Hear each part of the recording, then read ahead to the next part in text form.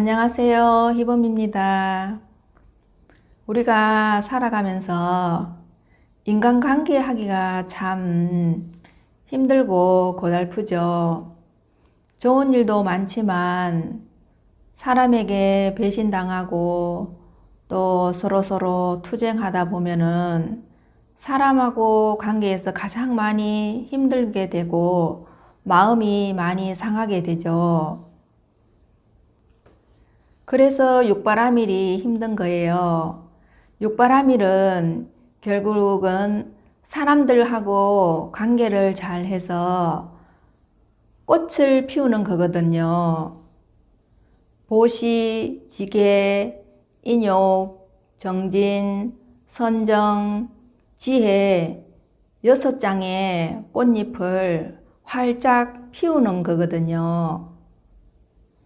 내가 타인에게 부탁을 할 때나 또는 설득을 할 때나 그 사람과 함께 일을 도모할 때 그 사람에게 명령으로 하지 말고 자기의 실수를 먼저 얘기를 해보세요.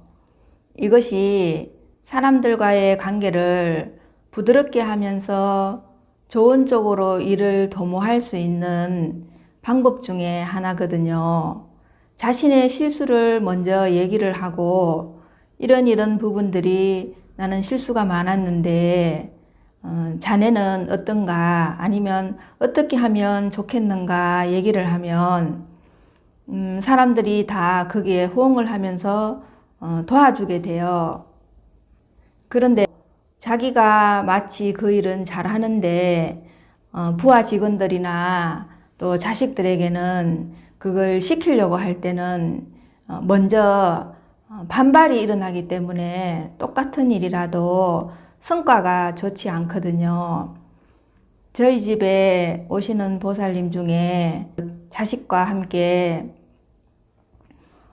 사업을 하시는 분이 있는데 그분은 자식이 마음에 들지 않겠죠. 일을 배우는 과정인데 그런 부분들을 이제 저한테 와서 많이 상의를 해요.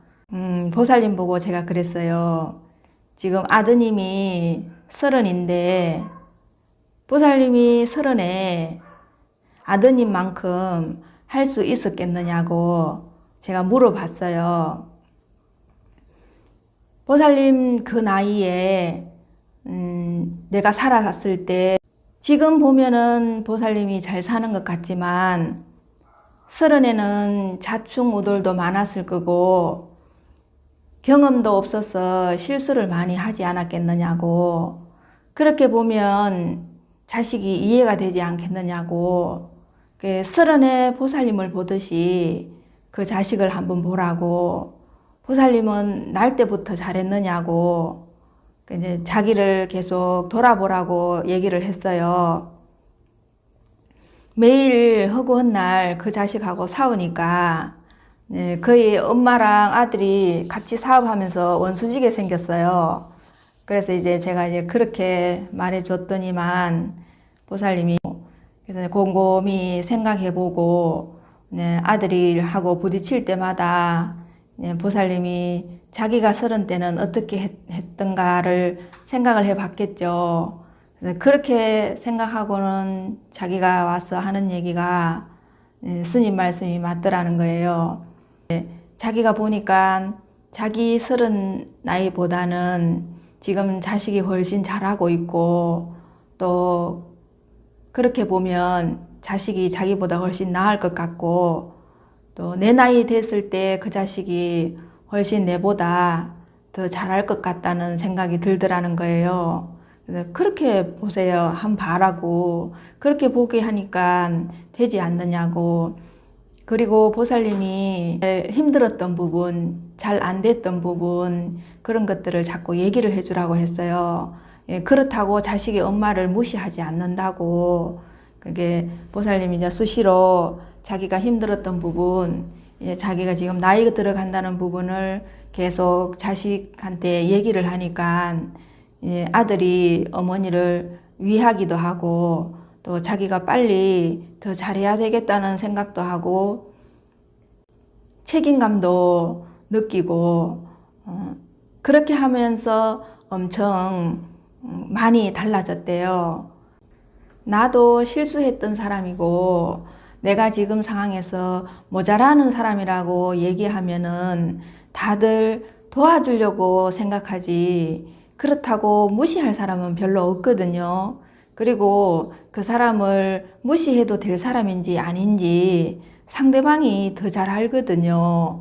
직원이 사장을 무시하게 되면 어떻게 되겠어요, 그죠? 자기가 그 안에서 녹을 먹고 사는데 물론 그런 사람도 있겠지만 제대로 살려고 하는 사람들은 그렇게 보지 않고 사장님이신데 굉장히 겸손하구나 라는 생각을 하죠. 여러분들이 그런 생각도 한번 바꿔보세요. 직원을 고용할 때나 또 가족들에게도 내가 먼저 잘 못하는 부분을 얘기하고 식구들한테 도와달라고 하면은 식구들도 흔쾌히 도와줄 거예요. 그리고 같이 일을 할 때는 서로서로 가급적이면 칭찬을 아끼지 마세요. 사람들은 자꾸 더 잘하기만을 바래서 계속 나무라거나 그 사람에게 채찍만 주는데 칭찬을 하다 보면은 그 사람이 못하던 부분도 잘할 수 있거든요. 그리고 못하는 부분을 본인이 더 잘 알거든요. 그런데 이제 그 부분을 칭찬을 해주면 이분은 나한테 또 다른 면을 보고 나의 어떤 자존감을 세워주는 사람이구나 이렇게 생각해서 그 주인이나 그 사장님한테는 자기를 인정해주는 사람한테는 사람들은 기꺼이 자기가 성심성의껏 하게 돼 있거든요. 양심상.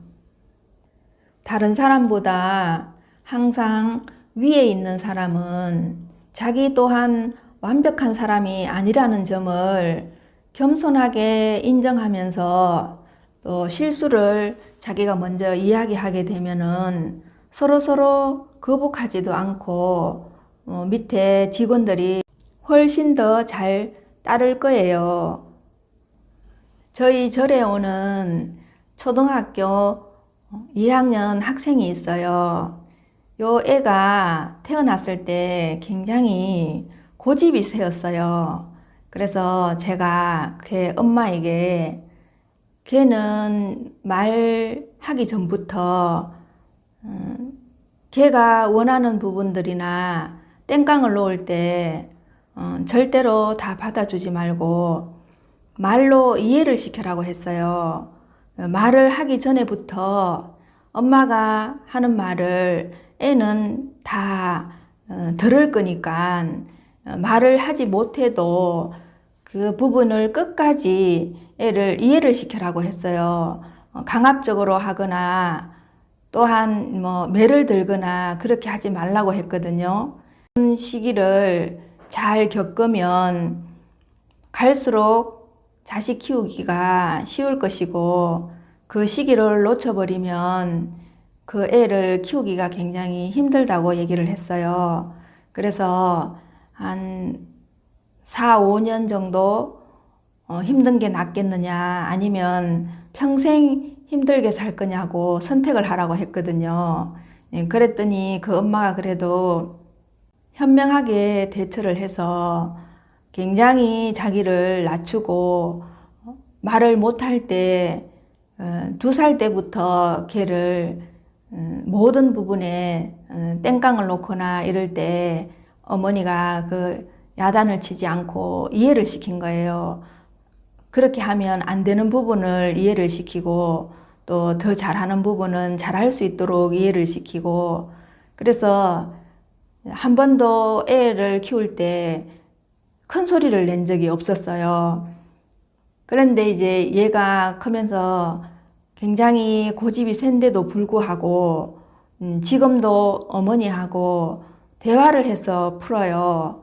그리고 이제 한 번씩 어머니하고 대화가 잘 안 되면 절에를 와요. 절에 와서 저한테 중재 역할을 해달라고 그래요. 그러면 제가 이제 어머니 생각과 또 그 초등학생의 생각을 조합을 해요. 그래서 이제 두 사람한테 어느 정도 이제 양보를 하게 하고 이제 그렇게 해서 되겠나 안 되겠나 이렇게 얘기하고, 또 절충이 안 되면 조금 더 생각해 보라고 해요. 그래서 절에서 가만히 앉아 있으라 하던데 자기 혼자 시간을 주고 또 기다려요. 그래서 1차 대화를 해서 그게 이제 합당하게 합의가 안 되면 다시 더 고민하고 이제 2차로 상담하고, 그런 시간을 꼭 가져줘요. 애라고 무시하지 않고 걔가 납득이 되고 지가 마음이 시원할 때까지 기다려주는 거예요. 그래서 안 되는 거는 안 된다고 얘기를 하고 될 수 있는 선까지 서로서로 양보하라고 얘기를 해요. 그러면 이제 어머니도 그렇게까지는 안 된다고 얘기하고 이제 얘도 팽팽하게 맞서다가 이제 나중에는 이제 어느 정도 절충을 해서 이제 갈 때는 어머니하고 아주 기분 좋게 손잡고 나가거든요. 그런 걸 보면서 제가 참 보면 이게 애들은 고집이 셋내도 키우기 나름이고, 어머님이 참 애를 잘 이해를 시키고 자기 자식의 그 성향을 알아서 잘 한다라는 생각을 하면서 이래 보내놓고도 마음이 굉장히 편안해요. 그러면서 그 초등학생이 나가면서 스님은 사람들하고 그런 역할을 참 잘하시는 것 같아요. 그런 식으로 스님이 사업을 하시면 참 좋겠어요. 이렇게 얘기하면서 나가는 거예요. 그래서 네 생각이 그러냐 하면서 내가 그래 그러면은 스님 한번 생각해 볼게, 내가 웃으면서 그렇게 하고 이렇게 보냈는데, 여러분들이 자식을 키울 때 그 자식이 한 인격체라고 생각하시고, 여러분과 회사를 운영할 때 자식하고 어떤 마찰이 생겨서 대화가 잘 안 될 때 여러분들이 회사 사장이고 이 자식은 노조의 위원장이라고 생각해보고 중대한 사안을 가지고 서로서로 타협을 해야 된다고 생각하시고 이렇게 같은 자리에 이렇게 탁 앉아보세요. 그러면 자식도 함부로 하지 않게 되겠죠.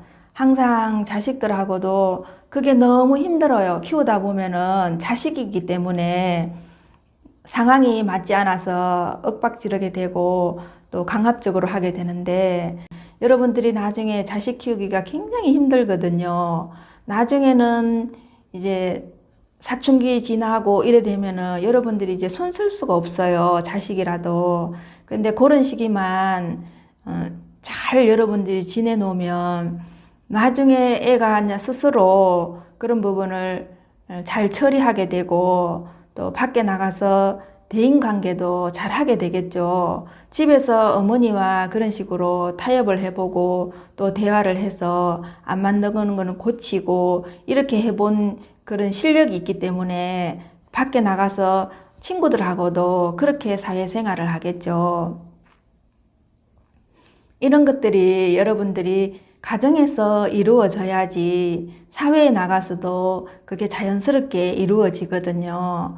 그럴 때 항상 엄마도 어렸을 때는 그렇게 했어. 그리고 이렇게 힘들었어. 그런데 엄마는 이렇게 참았어. 그런데 지금 너도 그런 상황이니까 어떤 부분인지 이해는 되지만 먼저 할 게 있고 나중에 할 게 있지 않겠느냐. 그런 상황을 잘 설명을 하고 애한테 참을 부분은 참아야 된다고 얘기하고 자기의 책임감을 심어주고 또 어머니가 해야 될 역할은 충분히 해주게 되면 자식도 그런 부분에서는 용납이 되겠죠. 그렇기 때문에 나중에 어머니하고 사이가 좋아지고 또 더 큰 일이 있을 때 집으로 자기의 어떤 문제점을 가지고 와서 어머니와 상의를 하겠죠. 그러면 그 자식이 지금 어떤 마음이고 어떤 상태로 살아가고 있는지를 여러분들은 알 수 있잖아요. 그런데 이런 대화가 단절되게 되면 여러분이 모르는 밖에 나가서 살아가는 자식의 그 뒷부분을 여러분들이 알 수조차가 없거든요. 여기 오시는 학원 선생님들이나 애들이 학원에서 하는 그런 부분들을 어머니들은 까맣게 모른다는 거예요. 그 자기 자식의 두 얼굴이 있는지를 전혀 모른다고 항상 이렇게 그 학원 선생님들이 걱정을 많이 하는 부분을 제가 들었거든요. 근데 혹시 여러분들 자식이 여러분들 앞에 와서는 아주 순한 양으로 있고 바깥으로 나가서는 늑대로 변하는 자식이 아닌지 여러분 자식의 두 얼굴을 한번 생각해 보는 시간이 될 수 있으면 좋겠죠. 사람은 상황에 따라 또 악하게 변할 수도 있겠죠. 여러분들 자식은 다 선하고 착하다고 생각하시죠. 그런데 그 두 얼굴이 있는지 여러분들은 아무도 모르시겠죠. 내 자식은 그렇지 않을 거라고 생각하죠. 그런데 그런 상황이 집에서는 표출이 안 되지만 바깥에 나가서 자기 마음대로 안 될 때 집에서 안 된 부분들이 계속 사여져 있다가 폭발을 하게 되면은 그 상황이 어떻게 돌변할지 모르거든요.